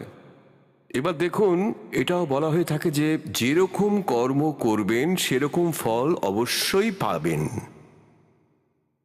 এবার দ্রৌপদী দান করলেন একজন প্রয়োজনীয় ব্যক্তিকে, একজন সুপাত্রকে উনি দান করলেন, তা সেটার ফল উনি পেলেন। কিন্তু সেই ফলটা পেয়েও উনি নিষ্ফলা থাকলেন, কারণ ওনার মোক্ষ লাভ হলো না। কিন্তু উনি যদি পূর্ণ গুরু ধারণ করে এই দানটা করতেন, তাহলে মোক্ষটাও পেতেন এবং বিপদটাও কেটে যেত। তখন এইভাবেই দ্রৌপদী তখন বললেন যে হে গুরুদেব, তিনি এমনই মহাপুরুষ ছিলেন যে আমার এক টুকরো কাপড়ের জন্যে অরে বর্গে চির পার, আর ওনার সম্ভ্রমও রক্ষা হলো। আর যদি আমি আগে জানতে পারতাম যে উনি এরকম মহাপুরুষ, তো সার্ভাস দেতি বার, জানা নেই কত দান করতাম, কত সেবা করতাম। তা ভগবান এসে 120 বছর থেকে চলে গেলেন। আগে যদি ওনার মহিমাটা আমরা জানতে পারতাম, তারা ওর পায়ে পড়ে যেত সমস্ত বিশ্ব। সেই তাঁতিরূপী পরমাত্মা আবির্ভূত হয়েছিলেন এখানে। তা এই জ্ঞান শেখাবার জন্যেই সদ্গুরুর প্রয়োজন হয়, যে উনি জহুরির মতন বলে দিতে পারেন যে এটাই আসল, পরীক্ষা করে দেখে নিয়েছি আমি। তো এই দাস ওই সদ্গুরুরূপী জহুরি হয়েছে, আর ওই আবর্জনার মধ্যে পড়ে থাকা ওই মূল্যবান কবিরদেবকে চিনতে পেরেছেন। আর আজ আপনারাও দেখে নিচ্ছেন যে সব 100% খাঁটি। তা বলে যে সমঝা হ্যায় তো সিরধর পাও, বহর নহিলে ऐसा দাও। তা বলে যে দান এতটাই অনিবার্য ভক্তিতে, যেরকম মন্ত্র আপনাকে দিয়ে দেওয়া হলো, মানে বীজ বপন করা হলো। আর বীজ পোঁতার পর যদি খেতে জল দেওয়া হয় না, সার দেওয়া হয় না, তাহলে কৃষক কি করবে? না। এই প্রকারের নাম নিয়ে আপনারা দান করার সাহস করে দেখুন যে এখানে তো রাগ ঢাকের কিছু নেই। আর আপনি দেবেন ভগবানের নামে, আর ভগবান নিজের সন্তানের জন্য যেখানেই খরচ করুন না কেন, তারপর ওর কয়েক গুণ ফল আপনি পাবেন। আর এই দান করে আপনি এত লাভবান হবেন যে আপনি ভাবতেই পারবেন না। আপনি আগে দান করতেন কোথাও না কোথাও, দান করতেন আর ফল পেতেন অবশ্যই, তারপর আপনি কুকুর হয়ে গেলেন। ভালো দান করলেন কিন্তু পূর্ণ গুরু পেলেন না। আর কুকুর হয়ে জন্ম নিলেন কোনো বড়লোকের বাড়িতে, গাড়ি করে ঘুরছেন, আর আলাদা ঘরে থাকে, সেখানে এসি লাগানো থাকে, আর সময় সময় খাবার পাওয়া যায়, অসুস্থ হলে ডাক্তার পাওয়া যায়, ভেটেরিনারি সার্জন থাকে। ও ড্রাইভার কিন্তু মানুষ একজন, আর কুকুর মালিকের সিটে বসে ঘুরে বেড়াচ্ছে। তা ওই পুণ্যকর্মী প্রাণী কোনো একদিন দান ধ্যান বা ভান্ডারা দিয়েছিল, কম্বল দান করেছিল, সব কিছু করেছিল, কিন্তু পূর্ণ গুরু গ্রহণ করেনি। গুরু না পেলেও ওর কর্মের ফলও পেয়েছে, কিন্তু কুত্তা জনিতে জন্ম হয়েছে। যদি সে শাস্ত্র অনুকূল সাধনা গুরু অনুসারে পূর্ণ সন্তের মাধ্যমে সবকিছু করত, তাহলে মনুষ্য জীবন লাভ করত, আর সেরকমই বাড়ি গাড়ির সুবিধে পেত। আর মনুষ্য জীবন লাভ করলে কখনো কখনো সদ্গুরু বা ভগবানের খোঁজ পেয়ে যেত। এবার কুত্তার জনিতে থেকে ওর সমস্ত সুবিধা পেয়ে গেল, তারপর জন্ম হইল শুয়োর বা গাধা হয়ে। এখন বলুন এখানে কি সুবিধা পাবে তারা? এই জন্য বলে গুরুবিন মালা ফেরতে গুরুবিন দেতে দান, গুরুবিন দোনো নিষ্ফল হ্যায় ইয়ে পুছো বেদ পুরাণ। আর এটাও প্রমাণ করেছেন যা কর্ম করেছো তার ফল তুমি পাবেই, কিন্তু সেই ফলের কোনো মানেই হয় না। সেটা পান বা না পান, যতক্ষণ মোক্ষ হবে না, আর আপনি এখানকার মায়াজালা ত্যাগ করতে পারবেন না, দানটাও ব্যর্থ। তো তাই আজ আপনারা সেই সদ্গুরু এবং সেই সৎস্থানটা পেয়ে গেছেন। এখন তাই বলে সমঝা হ্যায় তো সিরধর পাও, বহু নহরে ऐसा দাও। ये संसार समझता नाही, कहंदा साम दोपहरेनु, गरीबदास ये वक्त जाते हैं रोग इस पैरेनु। যারা এখানে আসবে না সৎসঙ্গ আশ্রম বারওয়ালা জেলা হিসার উপদেশ নেবে না এই দাসের থেকে, তখন সে এইভাবে পস্তাবে পড়ে। যেরকম কুকুর, সেই প্রাণী মনুষ্য জীবন ছেড়ে কুকুরের জনিতে গিয়ে রাতে মুখ উঁচু করে কান্নাকাটি করবে আর মনে করবে যে আগের কথা, ও খুব ভুল করেছি ভাই। কিন্তু সেই সময় আর কিচ্ছু করা থাকবে না। এখনো সময় আছে, বুঝে যান। পরমাত্মা বোঝাতেন যে काशी करवत लेते हैं ये आन कटावे शीस, बन बन भटका खाते हैं यो मिले नहीं जगदीश। মানে যে সাধনাটা আপনারা করছেন এবং স্যাক্রিফাইসও করছেন, আমাদের ধর্মগুরুদের যথার্থ জ্ঞান ছিল না। রুটি রুচির জন্য সংস্কৃত পড়তেন, ভালো অর্থ রোজগার করার জন্য শিক্ষা গ্রহণ করতেন ব্রাহ্মণের ছেলেরা। আর যখন সবাই জানতো এই কাশী বিদ্যাপীঠ থেকে পড়ে এসছে, তখন আশেপাশে সব জনতারা এসে তার পিছনে পড়ে থাকতো। প্রধান উদ্দেশ্য হচ্ছে মানি মেকিং। তাই আগে কাশীতে বিশেষ করে যারা পয়সাওয়ালা লোক, যারা খুব ধার্মিক হিন্দু হতেন, ওই ব্রাহ্মণরা তাদেরকেই ক্যাচ করার চেষ্টা করতেন। তো ওদের মধ্যে কি ছিল যে ওরা একটা রিউমার ছড়িয়ে দিত, যে কাশীতে মরবে সে যাবে সোজা স্বর্গে। আর তারপর ওরা বললেন যে মগহর বলে যে স্থানটি আছে উত্তরপ্রদেশ গোরখপুরের কাছে, উত্তরপ্রদেশে গোরখপুর শহরের পাশে, এখন ওটা সন্ত কবির, জেলা সন্ত কবির নাম রাখা হয়েছে ওই এলাকাটা। সেখানে মগহর বলে একটা স্থান আছে, আজও আছে। ওখানকার রাজা ছিলেন বিজলি খাঁ পাঠান। সেও পরমাত্মার শিষ্য হয়েছিল। কিভাবে হয়েছিল? যে ওখানে অকাল পড়েছিল মগহর স্থানে, ওনার রাজ্যতে, আর সব যন্ত্রমন্ত্র করে নিয়েছিলেন, হাহাকার করছিল সবাই। তখন কেউ একজন বলেছিল কবির নামে একজন মহাপুরুষ কাশীতে থাকেন। কাশীর রাজা বীর দেব সিং বাঘেল ওনার শিষ্যও ছিলেন। ওই মগহরের যে রাজা বিজলি খাঁ পাঠান, তখন বিজলি খাঁ পাঠান এই কথা শুনে পরমাত্মাকে প্রার্থনা করে নিজের প্রাসাদে নিয়ে এলেন মগহরে। তারপর পরমাত্মার একটু সামান্য আশীর্বাদেই এত প্রবল বৃষ্টিপাত হয়েছিল ওখানে, পুরো এলাকা জলে ভরে গেছিল। বড় গল্প, পরে কোনোদিন শোনাবো। এখানে সংক্ষিপ্ত বললাম, আজকের সৎসঙ্গের বিষয়টা অন্য। যার উপর প্রভাবিত হয়ে ওখানে মগহরের সমস্ত হিন্দু, আর 50-50 হিন্দু আর মুসলিম আছে মগহর শহরে। খুব ছোট এলাকা হলো মগহর, এই বারবালার থেকেও ছোট। সেখানে তো ছোট গ্রামও ছিল। সেখানে 50-50 হিন্দু আর মুসলমান, তারা সবাই পরমাত্মার শিষ্য হয়ে গেল। কারণ তারা মারা পড়ছিল, ভীষণ কষ্ট পাচ্ছিল তারা। এক একদিন তারা ঘাস খেয়ে জীবন অতিবাহিত করেছে তারা। তা সবাই পরমাত্মার কাছে দীক্ষা নিল। বিজলি খাঁ পাঠানো মাথা নত করলো। তো বলে যে ওখানে এক মুসলমান ছিল, সেই মুসলমানের কোনো সন্তানাদি ছিল না। 60 বছরের উপর বয়স হয়ে গেছিল দুজনের।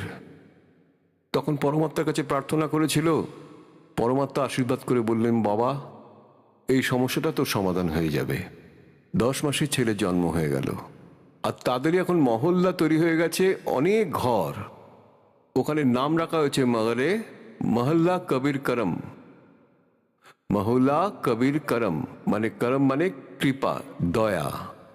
কবির পরমাত্মার দয়ার প্রসাদ রূপী এই মহল্লা, এই সমস্ত কিছু আজ তারই আশীর্বাদে হয়েছে, এখনো বিদ্যমান। আমি গেছিলাম ওখানে, গেছিলাম 2-3 বার গিয়েছিলাম। আমার সাথে অনেকে গিয়েছিল সেখানে, কারণ আগামী দিনে ওই প্রত্যক্ষ দ্রষ্টা আমার সাথে যে ভক্ত গিয়েছিলেন, নিজের ভাই বোনদের বোঝাবে এবং তাদের বিশ্বাস করাবে যে এরকম সত্যি কিছু আছে। তা ওই বিজলি খাঁ পাঠান ওনার শিষ্য হয়ে গেল। আর কাশীর যারা পণ্ডিত ছিলেন, এই ব্রাহ্মণরা একটা গুজব রটিয়ে রেখেছিল যে যে মগহরে মরবে সে গাধার জন্ম পাবে। কারণ ওই মগহরের পৃথিবীটাকে ভগবান শঙ্কর অভিশাপ দিয়ে রেখেছিলেন যে ওখানে মরবে যে সে গাধার জনিতে জন্ম নেবে। আর সেই সঙ্গে এই মগরের পাশে একটা নদী বয়ে যেত, ওই নদীর নাম ছিল আমি। এখনো আছে সেই নদী, এখনো আছে, কিন্তু সেটা শুকনো হয়ে গেছে, অল্প জল আছে সেটায়। ওটা একেবারেই শুকিয়ে গিয়েছিল। বলে যে ভগবান শঙ্কর অভিশাপ দিয়ে ওই সব জল শুকিয়ে দিয়েছিল। ঠিক আছে, এখন ওটা শুকিয়ে পড়েছিল। ওই মগরের মাটির তলার জল খারাপ, ভালো জল ছিল না। তো এই সমস্যা চলতেই থাকতো। অন্যদিকে পরমাত্মা বলতেন যে যে ভাই, এই যে আপনাদের ধর্মগুরুরা বলছে যে মগরে মরবে সে গাধা হবে এবং নরকে যাবে, আর কাশিতে মরবে যে সে সোজা স্বর্গে যাবে। পরমাত্মা বলতেন যে ভাই, যে পুণ্য করে আর পুণ্য গুরুর কাছ থেকে মন্ত্র নিয়ে শাস্ত্র অনুকূল সাধনা করে যারা, সে যেখানেই মরুক না কেন সে নিজের ইষ্টধামে যাবেই। এরা আপনাদের ভ্রমিত করছে, মিথ্যে বলছে তোমাদের গুরুদেবরা। তো ওখানে কি হতো ভেবে, কাশীর ভেতরে এই এই কথাটাকে শিরোধার্য করে আমাদের পূর্বপুরুষেরা, বুদ্ধিমান লোকেরা এটাই ভাবলেন যে মরতে তো হবেই বৃদ্ধ বয়সে। আর কেননা আমরা কাশীতে চলে যাই, কাশী ধামে, বেনারসে, আর ওখানে মৃত্যু হলে সোজা স্বর্গে পৌঁছে যাব। ওরা তাদের সন্তানদের বললো যে বাবা, আমরা তো বৃদ্ধ হয়ে গেছি, আমাদের ব্যবস্থা করে দে কাশীতে, এই ধর্মশালায়, আমরা ওখানেই থাকবো। আর কখনো যদি মৃত্যু হয় আমরা স্বর্গে চলে যাব, স্বর্গে তো যেতেই হবে। তা মা বাবা ভালোর জন্য সন্তানরা তো করতেই পারে যা খুশি, কারণ তারা জানে তাদের কিভাবে ওরা বড় করেছেন। আর ওই 2-4 বছর ধরে ওখানেই ওরা থাকেন, ধর্মশালাতে থাকা শুরু করে। ওরা ধর্মগুরুর থেকে কত কথা শোনেন, তো ওখানেই থাকেন। তখন এই ধর্মগুরুর একটা স্কিম তৈরি করলো যে অন্যান্য অঞ্চলের লোকেদের তোমরা আমাদের বাড়ি রেখে দিয়ে যাও। এদের ওখানে কি করা হবে, ওদের যে ওখানে খরচা হবে সেই খরচাটা আমাদের দিয়ে দাও। এখানে ওরা কত কথা শুনতে পাবে, আর 2-4টে রুটি যেটা আমাদের জন্য তৈরি করা হয় তারা ওরাও খেতে পারবে। তখন ওরা ওনাদের বৃদ্ধদের সন্তানদের বললেন যে তোমরা তোমাদের মাতা পিতাকে আমাদের বাড়িতে রেখে দাও, নিজে নিজে ধর্মগুরুর কাছে ছেড়ে দাও, আর যে দান দক্ষিণা তোমরা দেবে সেটা আমাদের দিতে থাকবে। তো ওরা খুশি হলো, হ্যাঁ ঠিক আছে, যে রোজ কত কথা শুনতে পাবেন, গুরুজির দর্শন পাবেন। তো ওরা, ওই ধর্মগুরুরা মাথা ব্যথা ডেকে আনলো।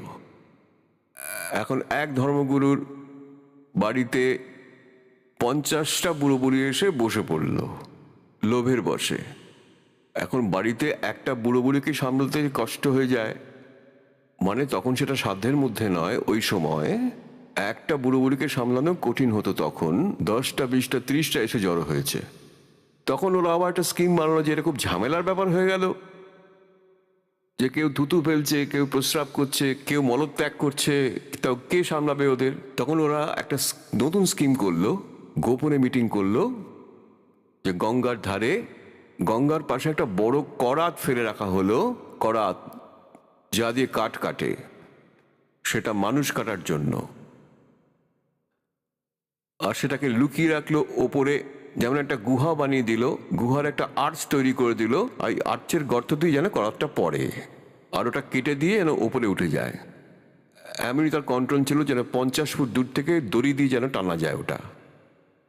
আর তখন ওরা একটা রিউমার ছড়িয়ে দিল, একটা গুজব ছড়িয়ে দিল যে ভগবানের কাছ থেকে একটা করাত আসে, আর যারা তাড়াতাড়ি স্বর্গে যেতে চায় তাদের জন্য ফি ছিল 50 বা 100 টাকা। যে আগে গলা কাটাতে চায় 100 টাকা আমায় দাও, তোমার তো সাধ্য শান্তির কাজ আমায় করতে হবে, আর তারা স্বর্গে চলে যাবে। তখন মাতাপিতারা তাদের সন্তানকে বললেন যে দেখো বাবারা, তাড়াতাড়ি কাজ হয়ে যাবে 100 টাকায়। তখন সন্তানরা ভাবলো যে ঠিক আছে, বাবা মা যদি এইটা ইচ্ছে থাকে তাই হবে 100 টাকায়। তো আমরাই ওই গলা কাটতে রাজি হয়ে গেলাম সেই পরমাত্মাকে পাওয়ার জন্য। আর ওই কসাই একটা করাত লাগিয়ে রাখলো মানুষ কাটার জন্য, আর সেটাও আমরা মেনে নিলাম। আর ওর তো অনেক মহিমা ছড়িয়ে রেখেছিল ওরা, তখন পরমাত্মা বলে যে যেখানেই যাই সেখানেই শুনতে পাই যে কাশিতে করাতে এসছে ভগবানের তরফ থেকে, ওখানে যে গলা কাটাবে সে সোজা স্বর্গে যাবে। পরমাত্মা তখন বললেন, তোমার এই ধর্মগুরুরা কেন নিজেদের গলা কাটাচ্ছে না ওখানে গিয়ে? এখানে থেকে কি হবে? যেখানে সোজা স্বর্গবাসে যাওয়া যাচ্ছে, এখানে থেকে কি হবে? সবই তো স্বর্গ সুখ, এখানে কি কাজ আছে? বসে বসে জামা কাপড় ধুচ্ছে। তখন উনি বললেন যে এটা সব মিথ্যে বলছে ওরা। তারপরেও পরমাত্মা অন্য পদ্ধতিতে বোঝালেন, काशी कौरत लेते हैं वहां जाओ कटावे शीस, और बन बन भटका खावत है भाई ऐसे नहीं मिले जगदीश।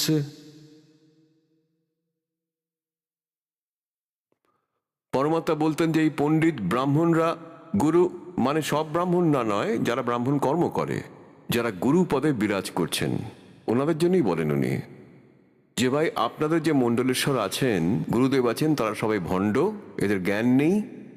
আর ভাই যদি মাঘারে মারা গেলে যদি নরকে স্থান পায় প্রাণী, তাহলে আমি মাঘারেই মরব। অ্যানাউন্সমেন্ট করে দিলেন পরমাত্মা যে ভাই আমি এই দিনে মগরে মারা যাব, আর সেই উদ্দেশ্যে উনি প্রস্থান করলেন। আর যখন ওখান থেকে পরমাত্মা কাশী থেকে চললেন মগরের উদ্দেশ্যে, সেই সময়ের বাণী, कि नाम अगर पियाना सतगुरु, कि नाम अगर पियाना सतगुरु, कि नाम अगर पियाना हो, दोनों दिन चल संग जाके हिंदू मुसलमान हो, दोनों दिन चल संग जाके हिंदू मुसलमान हो। পিয়ানা মানে প্রস্থান। কাশী থেকে মগরের উদ্দেশ্যে প্রস্থান করলেন সেই সময়ের কথা। বাণীতে বলছেন, कि नाम अगर पियाना सतगुरु, कि नाम अगर पियाना सतगुरु, कि नाम अगर पियाना हो, दोनों दिन, দুটো ধর্ম, হিন্দু আর মুসলমান, दोनों दिन चले संग जाके हिंदू मुसलमान हो।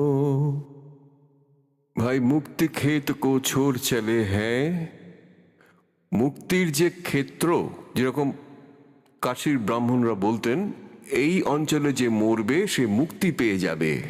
আর পরমাত্মা বলতেন তোমাদের এই মুক্তির অঞ্চল ছেলে আমি সেখানেই মরব যেখানে তোমরা বলো গাধা হয়ে জন্মাবে। আর তোমরা হিসেব মিলেলেও কোথায় যাই দেখো আমি, তোমরা মূর্খ বানাচ্ছ জনতাকে।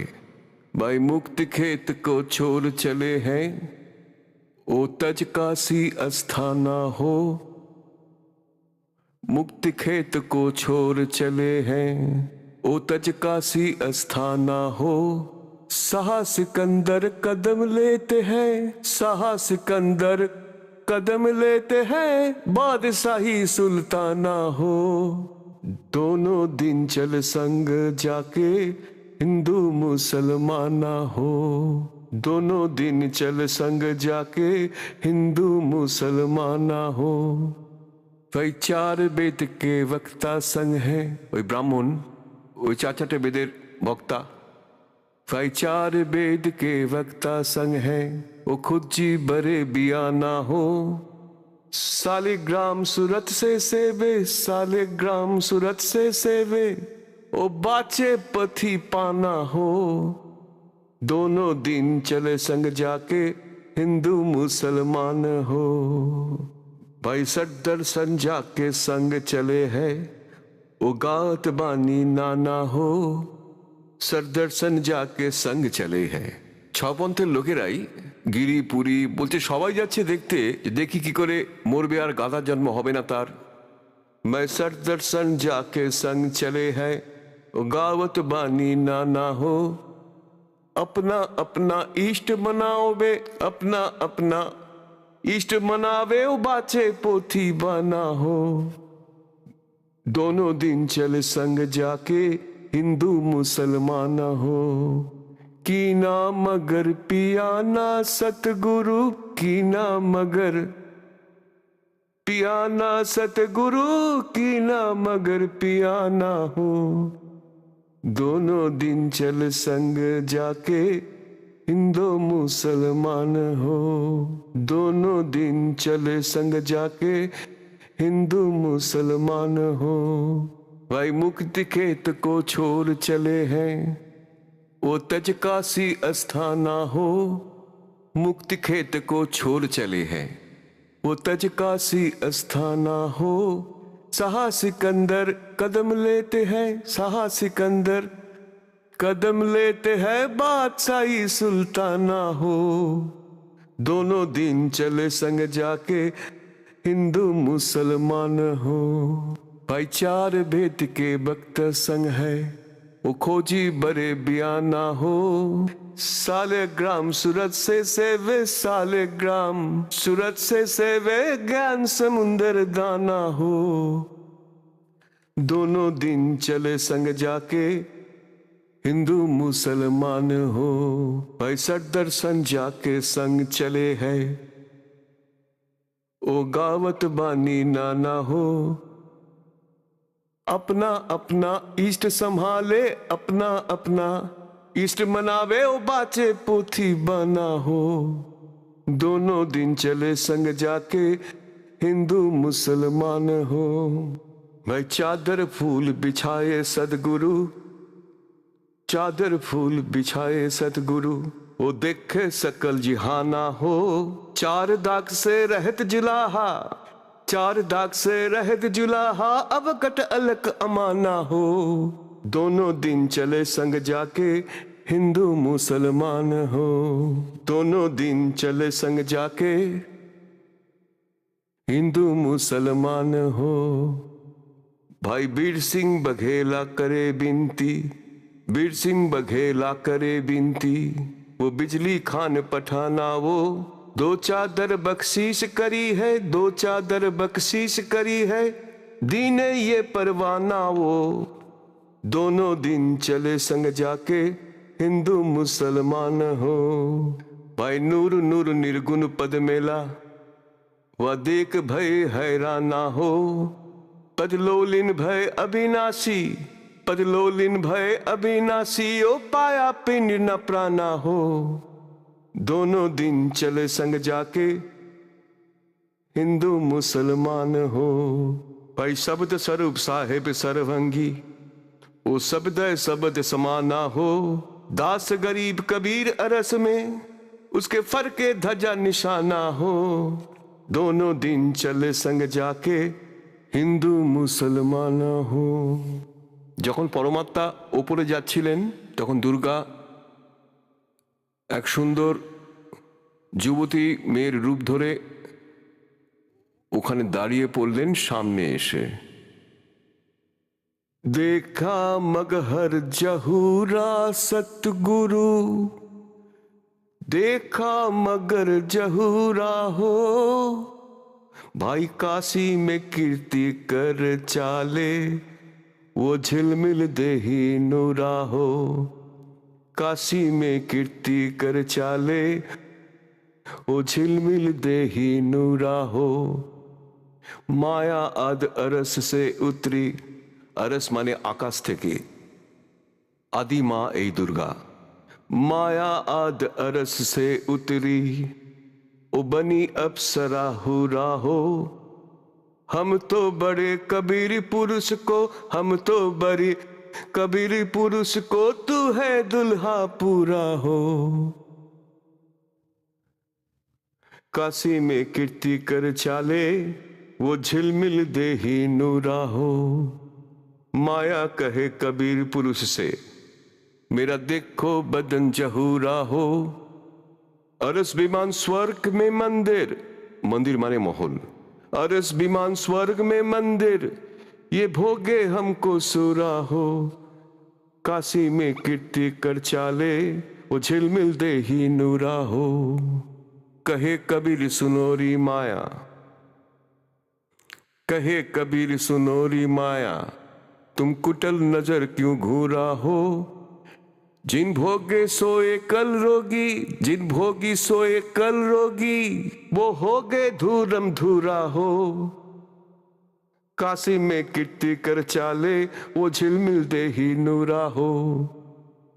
माया कहे कबीर पुरुष से, माया कहे कबीर पुरुष से, मैं हूं जग से दूरा हो। মানে আমি এমন জায়গায় থাকি কেউ আমাকে সেখান থেকে দেখতে পায় না। माया कहे कबीर पुरुष से, मैं हूं जग से दूरा हो। मैं तुम्हारी पटरानी दासी, मैं तुम्हारी पटरानी दासी, मैं राखू पलक हजूरा हूं। काशी में कीर्ति कर चाले, वो झिलमिल दे ही नूरा हो।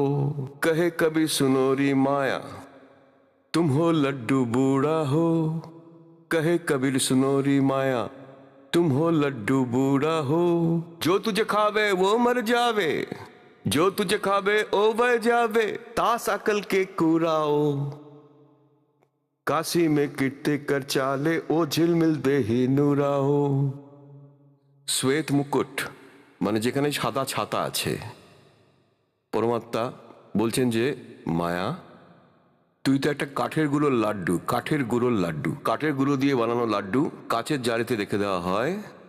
দেখতে খুবই সুন্দর, কিন্তু খেলে বুঝতে পারবে যে ওটা কত ভালো খেতে। তো বলছেন যে তুই তো ওই কাঠের গুঁড়োর লাড্ডু, আর মূর্খরাই তোকে খায়, তোকে তো শুধু মূর্খরাই টাচ করবে। कहे कबीर सुनोरी माया, तुम हो लड्डू बूढ़ा हो। जो तुझे खावे सो बह जावे, तास अकल के कुराओ। काशी में कीर्ति कर चाले, झिलमिल दे ही नूराओ। পরমাত্মা এটাই বলছেন, আমার শ্বেত মুকুট আর শ্বেত ছত্র আছে। जहां बाजे अनहद तू राहो, दास गरीब कहे सुन माया, हमसे रहियो दूरा हो। काशी में कीर्ति कर चाले, वो झिलमिल दे ही नूरा हो। 120 বছর আয়ু ছিল পরমাত্মার, সেই সময় 120 বছর। আর 120 বছরের আয়ু নিয়ে 200 কিলোমিটার পায়ে হেঁটে চলেছেন উনি। তো এই কথা বলার অর্থটা হচ্ছে, সব উদাহরণ থেকে বুঝতে পারবেন যে উনি কি ছিলেন। তো যখন উনি জানতে পারলেন, মানে বিজলি খা পাঠান যখন জানতে পারলেন যে গুরুদেব এখানে আসছেন আর এখানে উনি ওনার গৃহ ত্যাগ করবেন, আর ওদিকে আবার কাশীর নরেশ বীর দেব সিং বাঘেলও জানতে পারলেন যে গুরুদেব ওখানে যাচ্ছেন ওনার অন্তিম সফর করার জন্য এই শরীরের, মানে ওখানে দেহত্যাগ করবেন। তো বীর দেব সিং বাঘেল করলেন কি, উনি কাশীর নরেশ হিন্দু ছিলেন, আর বিজলি খা পাঠান ছিলেন উনি মুসলমান ছিলেন। আর এদিকে যে হিন্দু শিষ্য ছিল কবির সাহেবের, ইনক্লুডিং বীর দেব সিং বাঘেল, এরা একটা স্কিম তৈরি করলো যে ওই জায়গাটা হচ্ছে মুসলমানের অঞ্চল, ওরা গুরুদেবের সর্বনাশ করবে এবং গুরুদেবকে কবর দেবে, আর মুসলমানের রীতি অনুযায়ী ওনার অন্তিম সংস্কার করবে ওরা। সেটা আমরা সহ্য করতে পারবো না। আমরা আমাদের রীতি অনুযায়ী ওনার সংস্কার করব, আর ওনার শবদেহ নিয়ে আসবো বেনারসে। যদি সোজা কথায় বিজলি খান না মানে, তাহলে যুদ্ধ করব আমরা। সেই উদ্দেশ্যে তারা সৈন্য সামন্ত নিয়ে গেল। আর দর্শকদের কথা কি বলবো, তারা অনেকেই গেল তাদের সাথে। বিজলি খান পাঠান সব জানতে পারলেন, সবার জন্য সুব্যবস্থা করলেন। পরমাত্মা পৌঁছে গেলেন। তখন বিজলি খা পাঠান বললেন, ভগবান, আমাদের এখানে সব থেকে বড় সমস্যা যে এখানে কোনো জল নেই, আর চারিদিক থেকে অনেক লোক এসছে, তার সঙ্গে অনেক দর্শকও এসছে। এদের স্নান করা এবং হাত মুখ ধোয়ার ব্যবস্থা আমি করতে পারবো না। বাইরে থেকে কিছু জল আমরা প্রস্তুত করে রেখেছি, ওদের জল খাওয়ার ব্যবস্থাটা আমি করে রেখেছি। পরমাত্মা বললেন যে আমি বয়ে যাওয়া জলে আগে স্নান করব, তারপর আমি দেহত্যাগ করব। বিজলি খা পাঠান তখন বললেন, মহারাজ, এই পাশেই ভগবান একটা আমি নদী বয়ে চলেছে, খুবই জল বইত, কিন্তু এখন শুকনো হয়ে গেছে। ভগবান শঙ্কর একে অভিশাপ দিয়ে রেখেছেন, তাই জন্য এর জল একদম শুকিয়ে গেছে, আমরা খুব কষ্টে আছি। তখন পরমাত্মা বললেন, চলো আমাকে দেখাও নদীটা কোথায়। যেই স্থানে পরমাত্মা নিজের দেহটা ত্যাগ করার সিদ্ধান্ত নিয়েছিলেন, তার থেকে মাত্র 200, 300, 400 ফুট দূরেই ছিল ওই নদীটা, শুকনো পড়েছিল। তখন পরমাত্মা ওখানে গেলেন, সাথে সমস্ত দর্শক আর কবির সাহেব দেখার জন্য নদীর ধারে গিয়ে দাঁড়ালেন। ওখানে দাঁড়িয়ে এইভাবে ইশারা করলেন যেরকম ট্রাফিকের পুলিশ এইভাবে হাত দেয় গাড়ি চলার জন্যে, আর সব গাড়ি দৌড়োয়। যেই পরমাত্মা ইশারা করলেন, আর অনেক দূর থেকে নদীতে এমন একটা শব্দ হলো যেমন কোনো বড় পাথর ফেটে গেল, বোম ফেটে গেল, আর দেখা গেল ফোয়ারার মতন জলের তোড় বইছে, আর পুরো নদী ভরে আর জল বইতে লাগলো।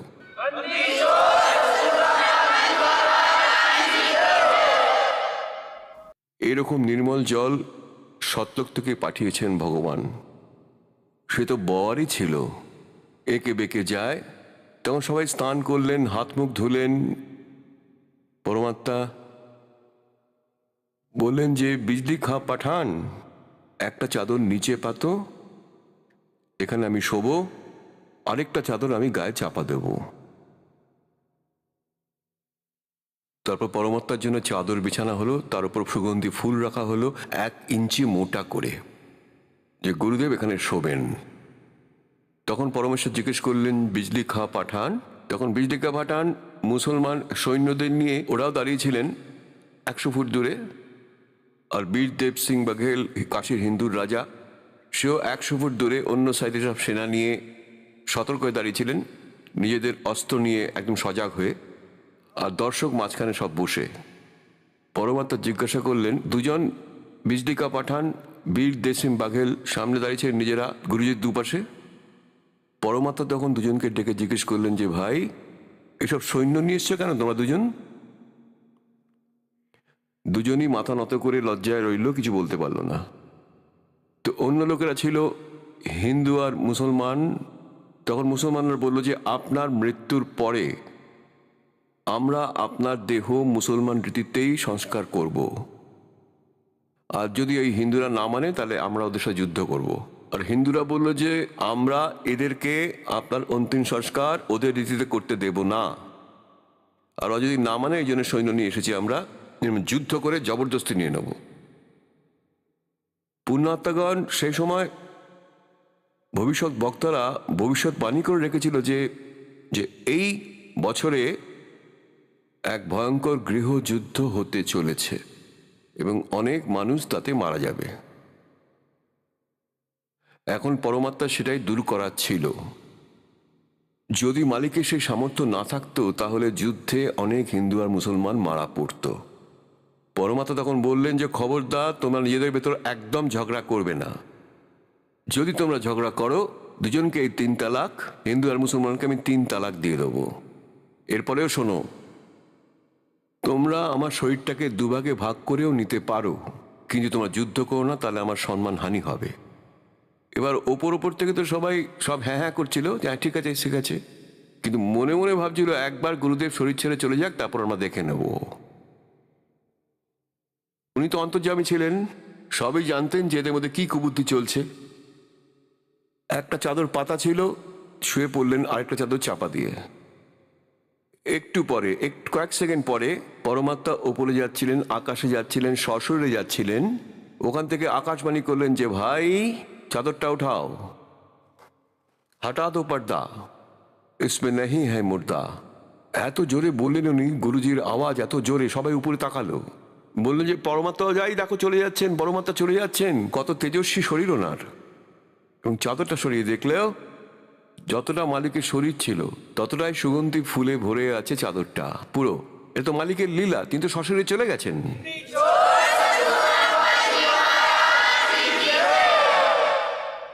এখন পুণ্যাত্মাগণ, ওখানে তো ভয়ঙ্কর যুদ্ধ হওয়ার কথা ছিল, আর কোথায় সে হিন্দু আর মুসলমান একে অপরকে জড়িয়ে ধরে কাঁদছে, যেন কারো বাবা মারা গেছে, কারো মা মারা গেছে, একসাথে সবাই এমন কাঁদছিল যেন ফুপিয়ে ফুপিয়ে।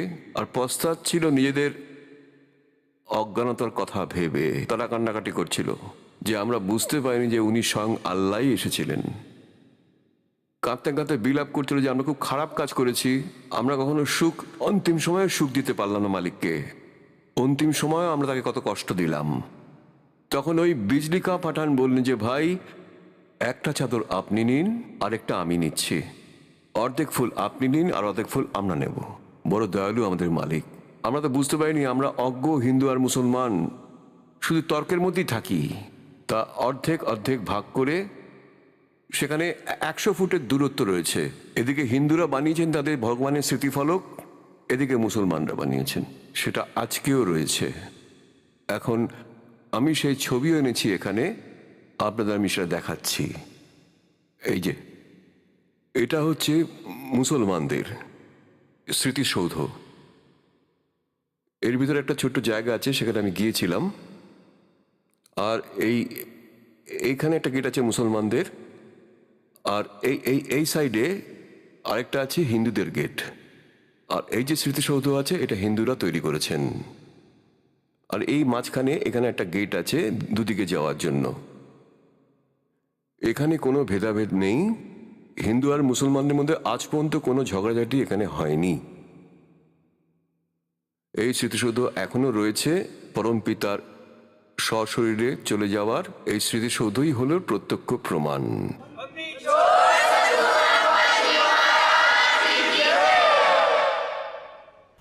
এখন পুণ্যার্থীগণ, বিজলি খাঁ পাঠান 500 বিঘা জমি হিন্দুদের স্মৃতিসৌধের নামে দিয়ে দিয়েছেন, আর 500 বিঘা জমি মুসলমানদের নামে।